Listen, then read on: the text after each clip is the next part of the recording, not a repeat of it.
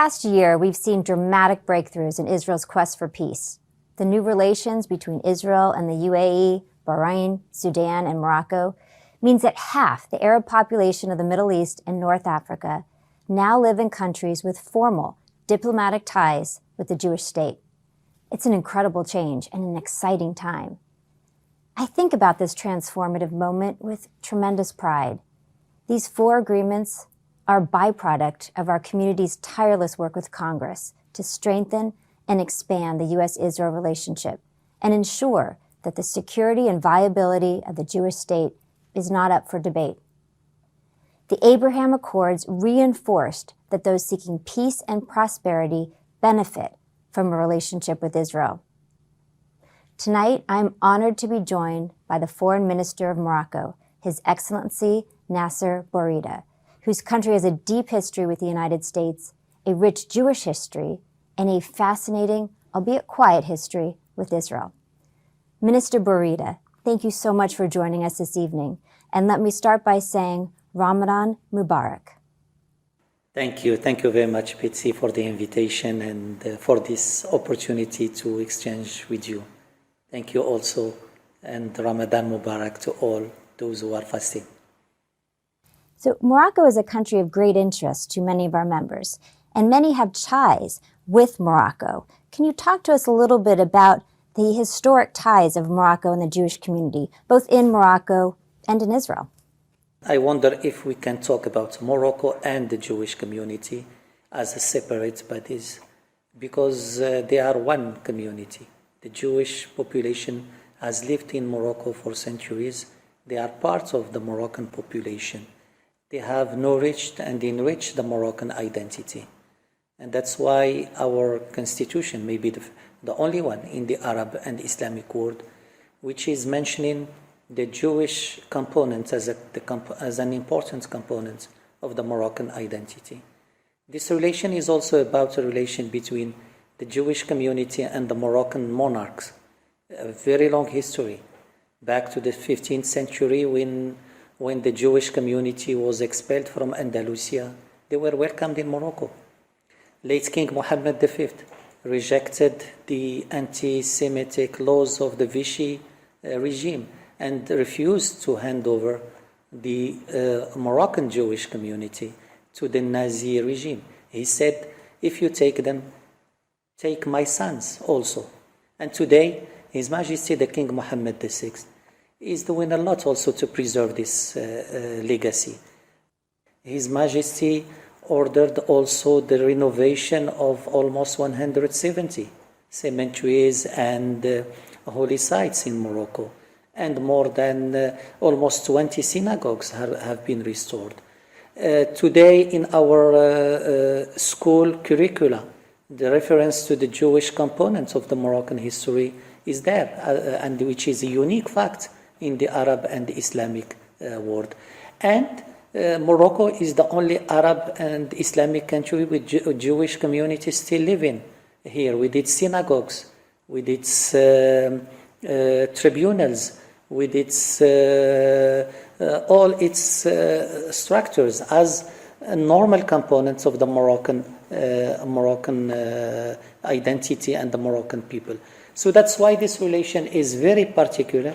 It's unique in the Arab world, and it has been safeguarded by the commitments of the kings of Morocco, but also the willingness of the Moroccan people. Thank you for that explanation. I think that's really important for not just our members, but for everyone to understand. Morocco also has relations with Israel. Can you describe to us a little bit about, in December, the decision to enhance this relationship with Israel? To understand the relation with Israel, you should link it to the relation with the Jewish community. It's for Morocco, that was a normal relation. We had contacts for years. We had formal relations in 1994, and people-to-people relation was kept. Of course, there was a break in the formal diplomatic relations for some years, but the contacts with Israel didn't stop. As His Majesty King Mohammed VI said, this decision of Morocco in December is not an opportunistic decision. It's a decision of conviction, and it is a natural decision because of these ties and because of the involvement, the historical involvement of Morocco in peace.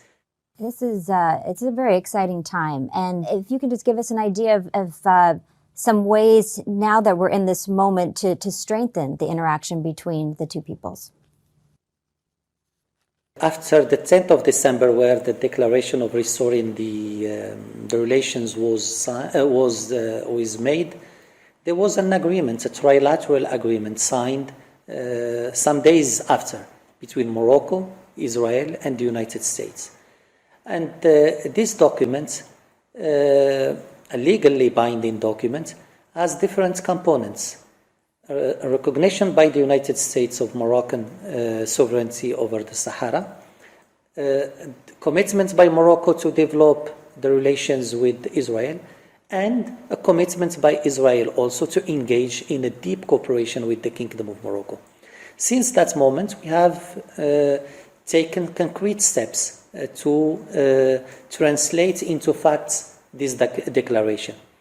The liaison offices have been opened in Rabat and in Tel Aviv, and they are working normally today with diplomats. We have established also 8 working groups on diplomacy, security, water, agriculture, tourism, etc., where we need to deepen the cooperation. So we have today all the tools for cooperation. We have also the political willingness. I hope very soon we will exchange high-level visits. The sky is the only limit. And we are, as His Majesty said, Morocco is sincere in this commitment. And as it is a decision of conviction, we will go as far as possible in developing the bilateral cooperation for the benefit of the two people and for the benefit of the region also. It really does sound like the sky's the limit. That's fantastic. So you mentioned a trilateral relationship between U.S., Israel, and Morocco. So I just want to talk about the U.S. for a second. Many people might not know that the U.S. and Morocco signed a treaty of peace and friendship in 1786. So can you tell us a little bit about the U.S. and Morocco relationship now? We have a strong political component through a strategic dialogue. We have a military commission to coordinate. We are the only African country to have an FTA, a free trade agreement with the United States. We are a non-NATO ally of the United States since 2004. And we have a very counter-terrorism and military component. So the relation is deeply rooted, the relation is adapted. Today we can work also on climate change, we can work on developing Africa, and we can work for promoting peace, including in the Middle East. Morocco cut off ties with Iran in 2018 because of Hezbollah activity in Morocco. At AIPAC, we're very focused on Iran and its surrogates and the threats to not just this region, but to the entire world. So what is Morocco doing about the activity with Iran and its surrogates, and how do you see working with friends like the U.S. and Israel to combat that threatening activity? So the threat is the same, and we need to coordinate. We need to work as allies to face these threats. Maybe people know more about Iran nuclear activities, but Iran is also acting through proxies to destabilize North Africa and West Africa. Iran has been threatening Moroccan territorial integrity and its security by supporting Polisario, by giving arms to Polisario, and by training Polisario militia to attack Morocco. Iran is also spreading through the Hezbollah, its activities in West Africa. And today we are still vigilant to the threats Iran is presenting to our security and to the security of the Moroccan people. As you know, the Sahara issue is crucial for Morocco. Its territorial integrity is the key of the stability of this country. All those who are trying to destabilize Morocco are using the Sahara issue as a tool. And Iran, Hezbollah, and Polisario are doing the same. So that's why it's very important also, while giving attention to what Iran is doing in its nuclear program or in acting against some of its neighbor, to pay attention to what Iran is doing to other allies of the United States in this area of the world. So Morocco took a real leadership role among Arab states in normalizing relations with Israel. How do you see Morocco moving forward and maybe inspiring other Arab countries to also normalize relations with Israel? We think that the regional dynamic is very important. Regional stability is very important, even for promoting peace between Israel and Palestine. Morocco has had a pioneer role in the Middle East process, and Morocco is ready today also to contribute to that. Morocco has been against those who are challenging the even existence of Israel. Morocco was against that even in the 80s, and late King Hassan II was clear in Fez in 81 that the normal relations with Israel could be a tool for peace. But at the same time, we hope that all the efforts will be made from all parts, including from Israel, to promote a genuine peace, a peace which will preserve the security of Israel, the security of its people, the stability, but which also allow the Palestinians to get their rights. Morocco has been successful in bringing some Arab countries, even Egypt in the 70s or others after. But Morocco is willing to contribute to that, the regional dimension, by making